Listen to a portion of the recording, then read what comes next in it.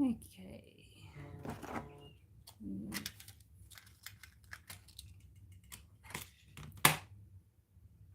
Alive.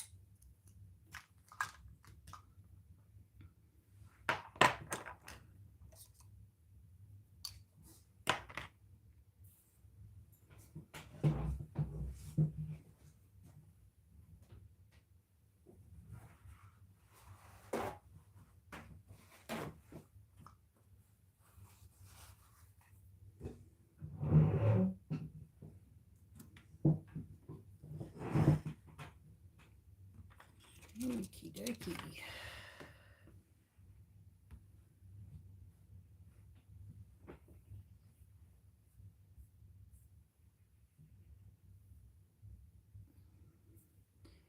I just made this sketch, this one here. So I am wanting to fill her in. You might find it a little bit hard to see, but I've very lightly put in some shadow lines. And I just want to have a play. I liked the look of her face. So I'm going to see if that will translate. I have water on my laptop, which is not wise. I might clean a bit of my palette. So I'm going to use two colours for her complexion. I will use a combination of permanent rose. Move that over, permanent rose. And normally I like to put in ochre, yellow ochre or something like that. I don't have that. So I'm just going to go, I don't even know what colour yellow this is. It's a yellow that I have in there, but it's more earthy. So I want kind of an orange feel, and I will add a teeny tiny bit of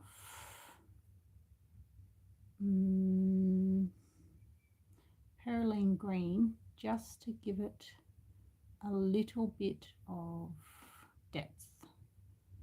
Not very much, otherwise it'll make it too muddy, because I want that rosiness. So this is just a light wash. I'm going to go straight over the face area with this one. I'm not going to worry about shadows too much. Might actually also go over the eyes. I'll just do a full wash and blend it out a little later. It's been a long time since I've practiced with skin, so I just thought I'd take the opportunity, just because I like this little sketch. I liked how her face turned out. I thought I'd just give it a go.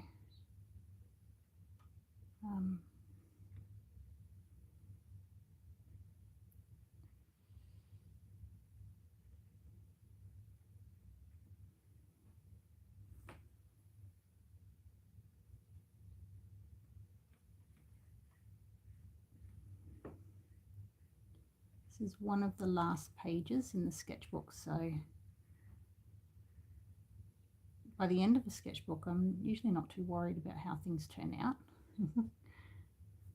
because there's plenty in there that didn't turn out at all. But this one I'm quite excited about her composition, like what her face looks like.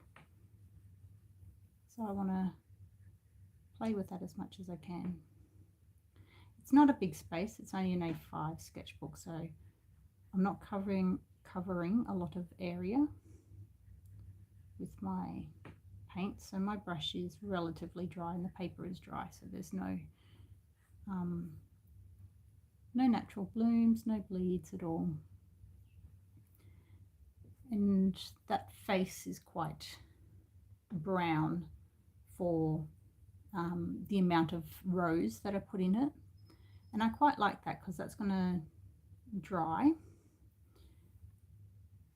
and then those lines that I put through before, I'm going to increase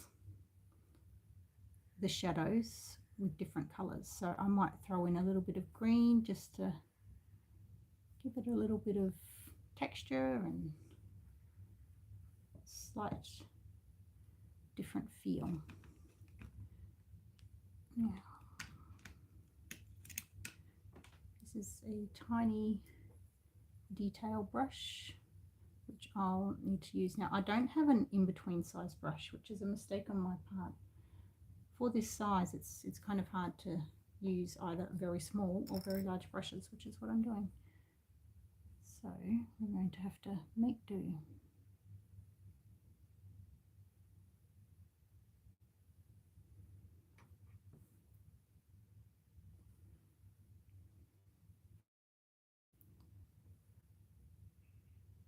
So I'm going to add another layer. You can see that that first layer has dried somewhat already, but I want to give it some depth and some shape to the face. So I'm going to just very quickly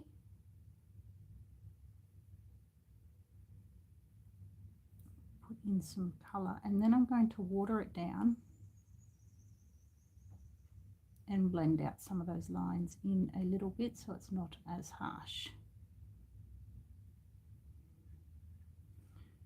I'll just dry off some of my brush there on the paper, and then just with a little bit of water I'm just going to blend out that line that I've just created so it's not as harsh, just like that.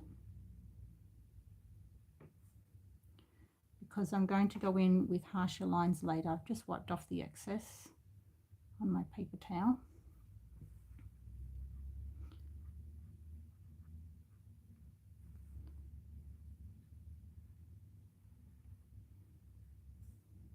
And I'll bring some of that colour down onto the neck to create that shadow under the neck, but I'll try and keep the lines soft if possible.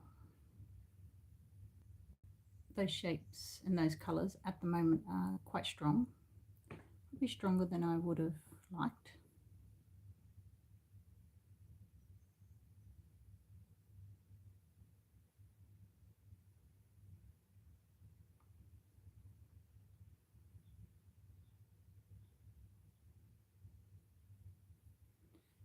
It's quite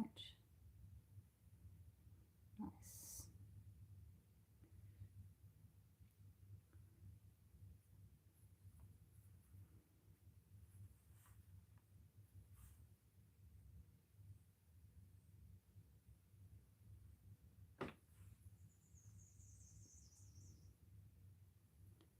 You can hear the little lambs in the background.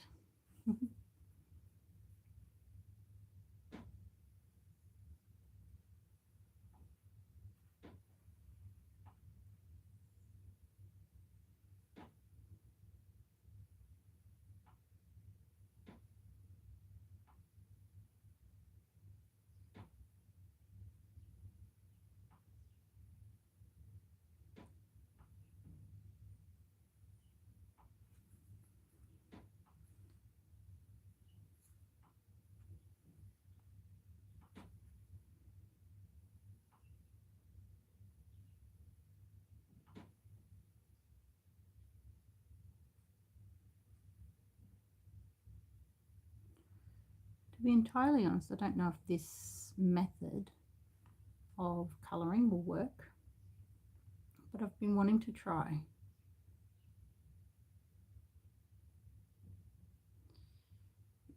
I'm not sure how it will translate in the final piece, think it's looking a little bit bitsy at the moment, but that's generally how paintings go anyway. They don't necessarily look good through the whole painting process. It goes through, you probably heard it, the ugly stage. I find that's very, very true. Always has an ugly stage.